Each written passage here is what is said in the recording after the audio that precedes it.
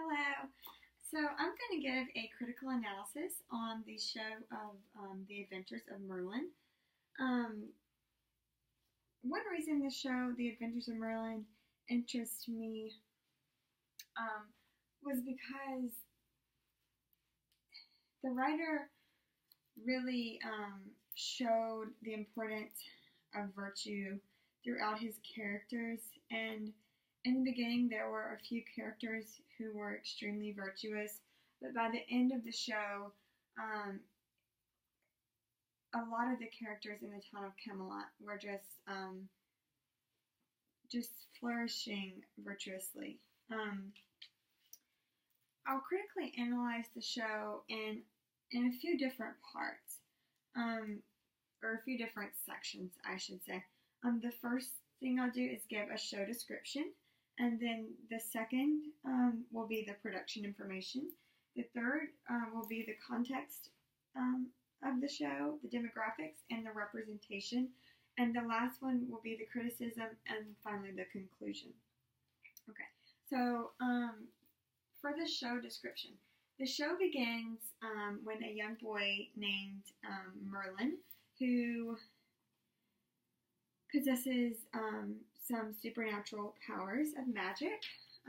He arrives in the kingdom of Camelot in the Middle Ages, and he learns that his destiny is to protect the kingdom of Camelot and to protect Arthur, who is destined to be his best friend. Merlin becomes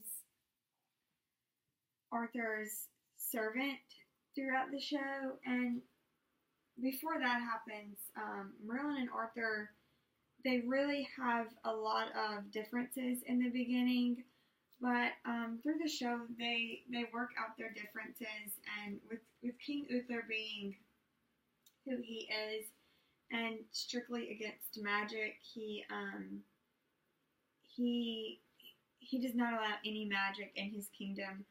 So Merlin has to hide all of his magic.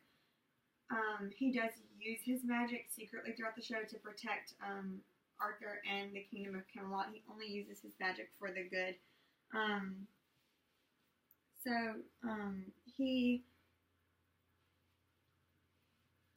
Merlin is definitely the main character, and throughout the show he helps Arthur and the town face many conflicts that arise, and through each episode of the show they work together to solve conflicts, and in the end of the show, Merlin and Arthur both find their righteous place in the kingdom of Camelot, Arthur being crowned king when his father dies, and then Merlin is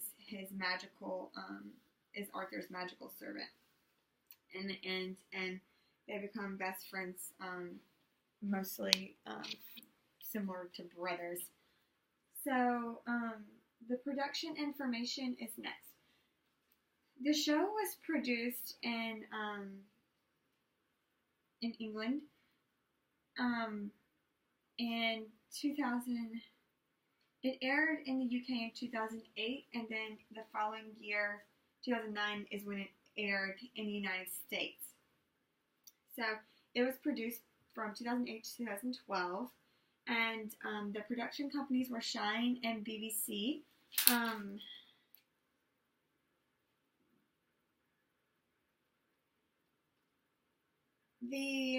The next thing we'll talk about is its subcategory of the production, but the organization of the show. The show is organized in 5 different seasons. Each episode has sub-conflicts within them that may conclude at the end of the episode, or conflicts that could carry on to the next episode. So the show is one that you could not just jump into in the middle of a season because you would be completely lost. The overall conflict on magic, yes, it does carry out throughout every season of the show, every episode of the show. But like I said, there are smaller sub-conflicts that do arise and are solved either in one episode, 2 episodes.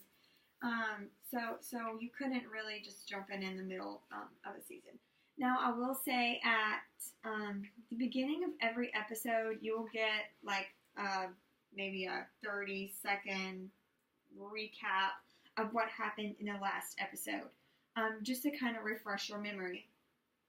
And then at the beginning of a season, you will get a little bit longer recap of what happened overall in the last season, and maybe something that will kind of point towards whether you'll see new conflicts in the next upcoming season, or whether the conflicts in this previous season will carry over. So that's just a little bit about how the show is organized. The next thing I'm going to talk about is the context, the demographics, and the representation in the show. The show had to be set in the Middle Ages, and in Camelot, I would say the show was still diverse. The characters, there were characters that were very different in age, that were different in social class. I could tell there was different races between the characters. Even though all of them lived in Camelot, there were still some characters, different skin color, so I could tell they were different race. And then there were some characters who were just, regular human beings, and then there were also supernatural characters in the show as well. Some examples that I can give are Merlin and Gwen. They were on the same social class. They were two different races. They were the same age. So they were different, although they were the same social class. And they were both servants. So in the middle class, there was an older gentleman named Gaius, who was the court physician for the town.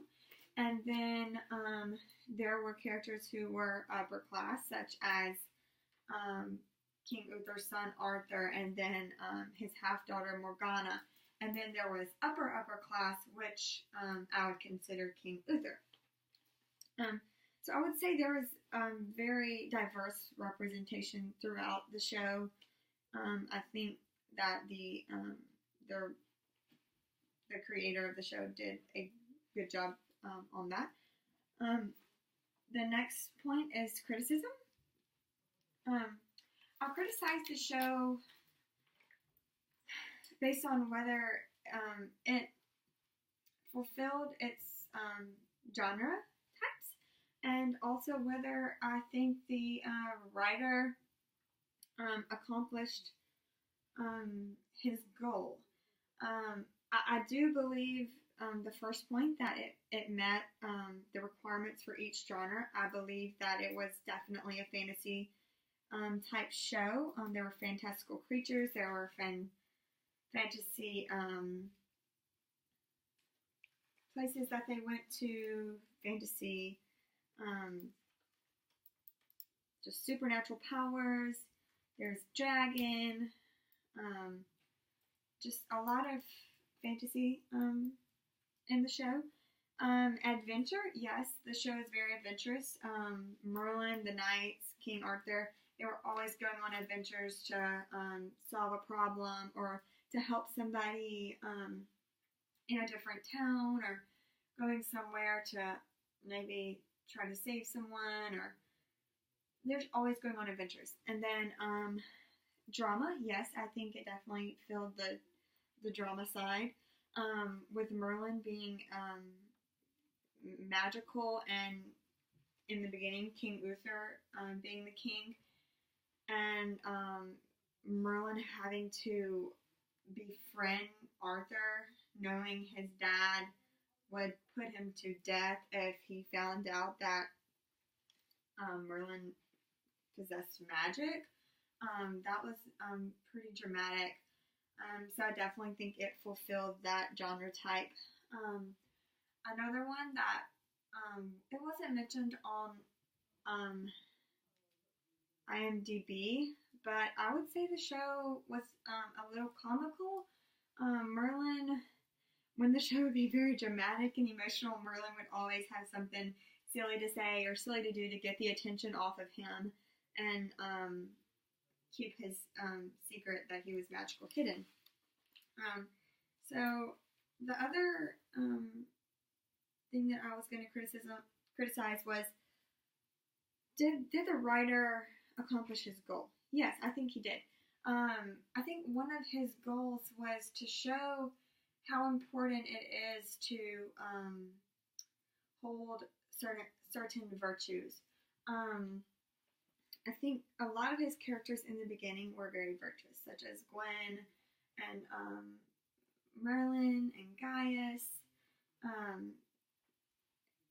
Gaius was kind of a teacher to Merlin. He taught him medicine. He taught him how to use his magic. He was basically like a father figure to Merlin. And so the writer uses all of these characters to show how important it is to be a true friend, to be selfless, to be brave, to be loyal, and I believe he does just what he intended to do with those characters. He does teach his audience the importance of virtues throughout the show. For the conclusion, I'll say that I definitely enjoyed the show. The show was nothing that I would ever think I would even be interested in. My husband was watching the show, and so I sat down to watch the first episode, and I just loved the characters. They caught my attention. They were very well-rounded characters. I just loved Gwen and how great of a person she was to everyone, and I enjoy shows where the good guy wins in the end and just a happy ending. So this was a perfect show for me. I will definitely watch the show again after doing this project. I think there's probably a lot more that I could learn from the show after watching it a second time and paying attention a little more in depth.